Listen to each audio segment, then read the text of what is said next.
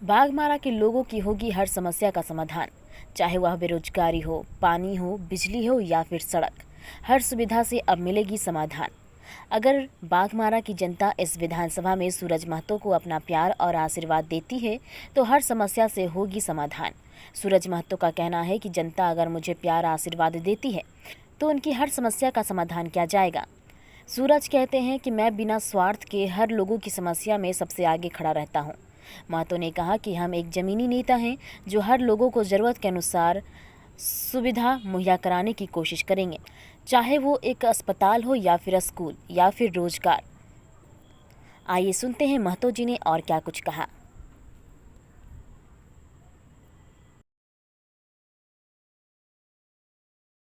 चुनाव लड़ने जा रहे हैं, चुनाव में क्या करेंगे, कैसा क्या आपका ये रहेगा?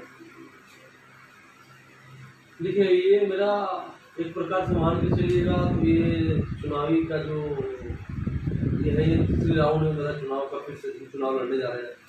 हम 2014 में पहले चुनाव लड़ चुके हैं झारखंड मुक्ति मोर्चा से। फिर 19 में हम तैयारी किए थे, किसी कारणवश मतलब असमंजस बैठा नहीं। हम झारखंड मुक्ति मोर्चा से कांग्रेस का गठबंधन हुआ, उसमें दूसरे दल से आए हुए नेता को टिकट मिला तो फिर हमको उस चुनावी दौर में हमको उतरने का मौका नहीं मिला। लेकिन इस बार संपूर्ण रूप से पूरा तैयारी की हुए हैं कि निर्दलीय तैयारी हम कर रहे हैं। इस बार हम किसी टिकट और किसी पार्टी को उम्मीद पे बैठे हुए नहीं हैं और पूरा जनता के साथ लड़ने का प्रयास कर रहे हैं। और इस बार जनता का हमको बहुत जबरदस्त सहयोग, सपोर्ट और आशीर्वाद मिल रहा है, जिसके कारण मेरा उत्साह से मन भरा हुआ और निर्दलीय लड़ने के लिए पूरा उत्साहित और तैयारी करें जोरदार चल रहा है।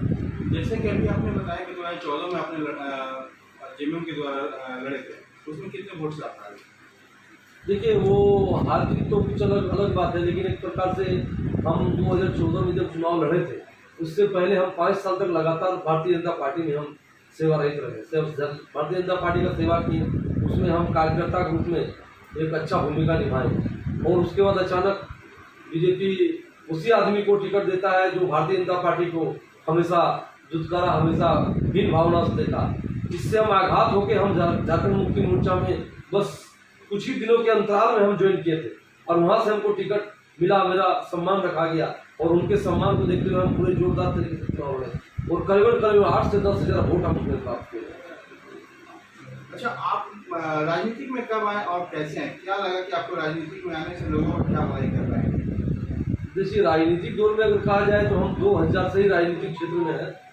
उस समय झारखंड राज्य अलग हुआ, एक नया समीकरण झारखंड राज्य के लिए था। झारखंड राज्य में विकास के दिशा में आस लगाए झारखंड का जनता आस लगाए बैठा हुआ था और हर युवा में एक जोश था कि अब झारखंड में परिवर्तन हुआ है, झारखंड राज्य अलग हुआ है, तो अब झारखंड राज्य को आगे बढ़ने से कोई रोक नहीं सकता है।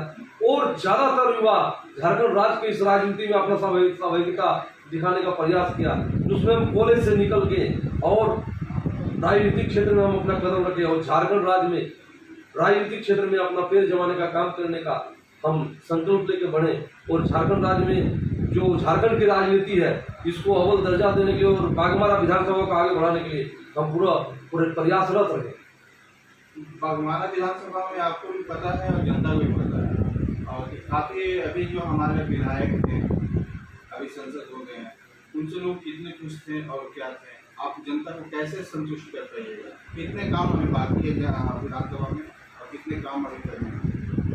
देखिए, अगर इस क्षेत्र में आप बात कीजिएगा तो आप बात कीजिए कि 2000 से जिस समय लाला जी का कार्यकाल रहा हुआ करता था, उस समय बाघमारा में एक प्रकार से शांति विधि व्यवस्था बनाया हुआ था।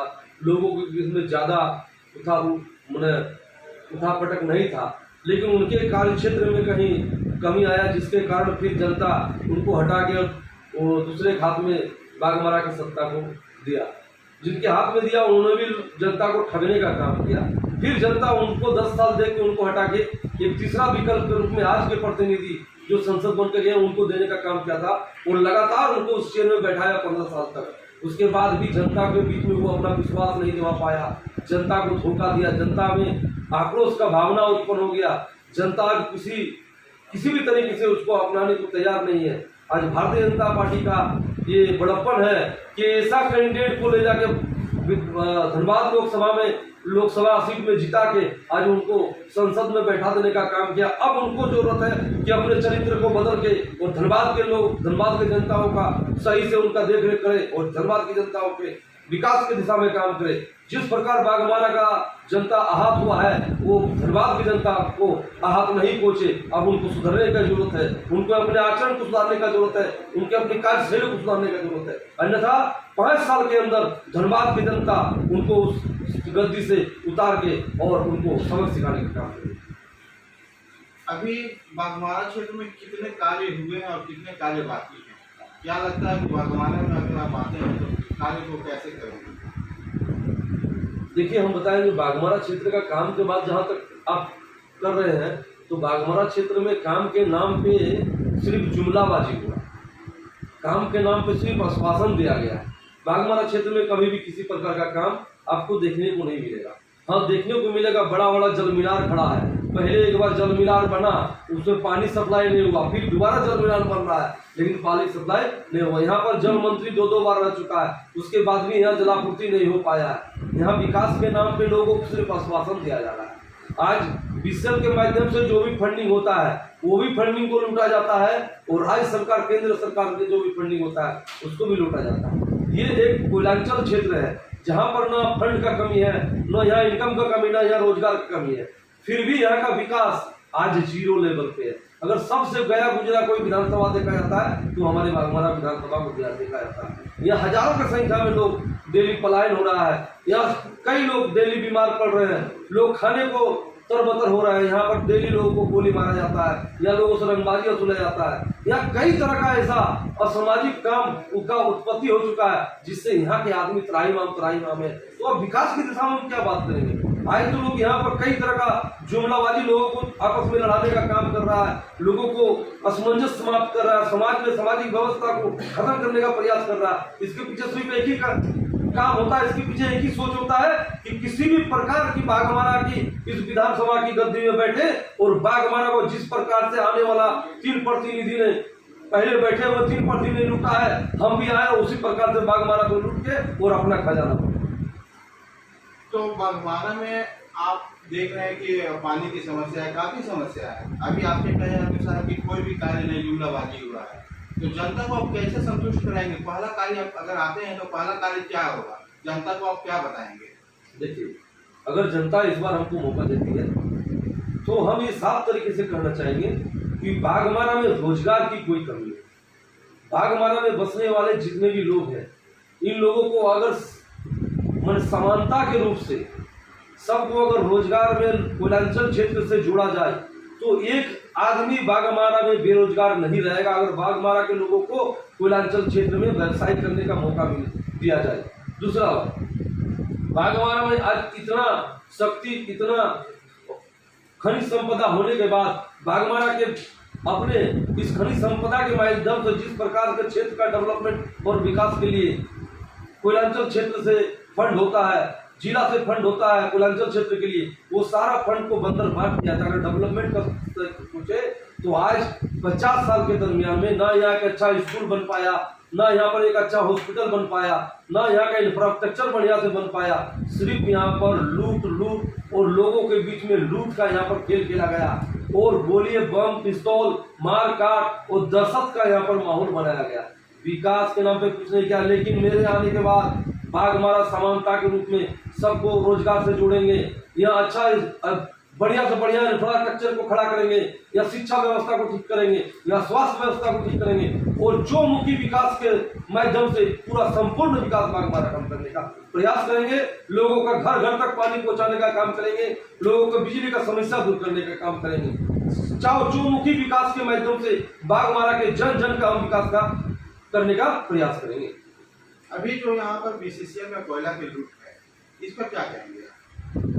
देखिए, बीसीसीएल की कोयला की लूट नहीं है, इस यहाँ के वैसे जनप्रतिनिधि और उनके पाले हुए बुर्गों के माध्यम से ये लूट मचाया जा रहा है।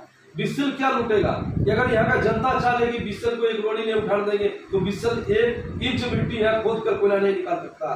यहाँ का वैसे जनप्रतिनिधि जिनको यह जनता अपना भरोसा देके जिताता है यहाँ के भविष्य को देखने के लिए, यहाँ के विधि व्यवस्था को सुधारने के लिए, वही उन अफसरों के हाथों बिक जाता है, वही कोयला चोरी करता है, वही अपना साम्राज्य बना के कोयला का चोरी का गुर्गा बनाता है। इसीलिए बीसीएल में लूट है।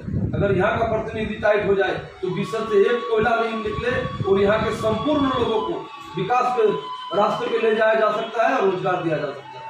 आपने बताया कि बेरोजगारी को हम दूर करेंगे, बागवानी में बहुत से रोजगार की सुविधा है, जैसे क्या सुविधा आपको नजर आ रही है? जैसे देखिए बागवाना में हम लोग का कुल 5 एरिया है, 5 एरिया में कोयला उत्खनन होता है, या 5 एरिया में डीओ लगता है। यहाँ की कुछ बिना चुना लोग भी डीओ लगाते हैं। मेरे आने के बाद यहाँ बागवाना के हर घर से लोग जाके वहाँ डीओ लगाएंगे। सब साधारण हो जाएगा। पहले जिस तरह काम होता था सभी वर्ग के लोग जाके वहाँ डीओ लगा सकते हैं, सभी वर्ग के लोग वहाँ ट्रांसपोर्टिंग में काम कर सकते हैं, सभी वर्ग के लोग वहाँ कोयलों से जुड़ा हुआ एक एक काम साधारण तरीके से करते हैं, जहाँ पर किसी तरह का कोई रंगबाजी, किसी तरह का कोई दबंगई और किसी तरह कोई अत्याचार नहीं होगा। यहाँ से जिस तरह से आज हम लोग के यहाँ सैकड़ों हजारों की संख्या में यहाँ से हम लोग का बिजनेसमैन भाइयों को पलायन करना पड़ा, अपना बिजनेस बंद करना पड़ा।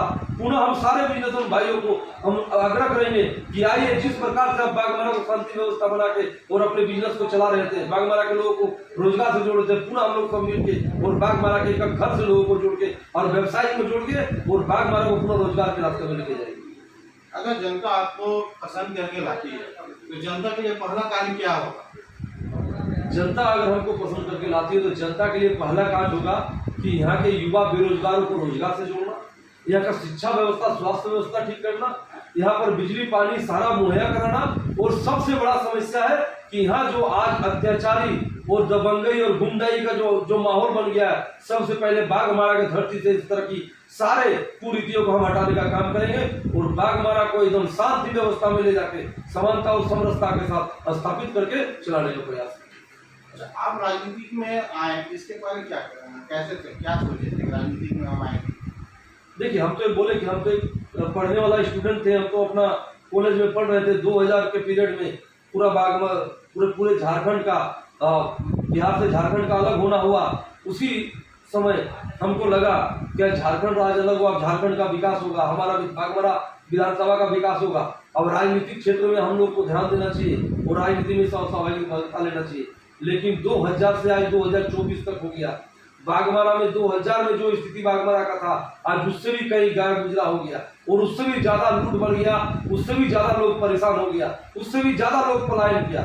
इसी के लिए आज इस बार सक्रियता के साथ हम पूरे बागमारा को जगाने का काम कर रहे हैं और वैसे प्रतिनिधियों को मुखौटा दिखाने का काम करेंगे जनता के माध्यम से और जनता के सहयोग से। अगर हमको जनता मदद किया और हमको मौका दिया तो जनता के विश्वास में खड़ा उतरने का काम।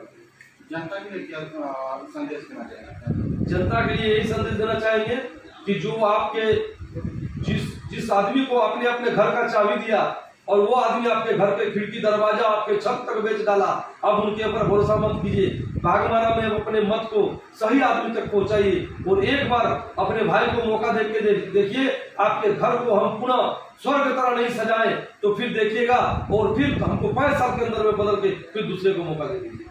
अभी आपने सुना सूरज जी के द्वारा कि अगर इनको जनता चुन के लाती है तो ये बागमारा को स्वर्ग की तरह बनाएंगे, बेरोजगारी को दूर करेंगे, हर घर में पानी बिजली की जो असुविधा है उसको पहले दूर करेंगे। धन्यवाद।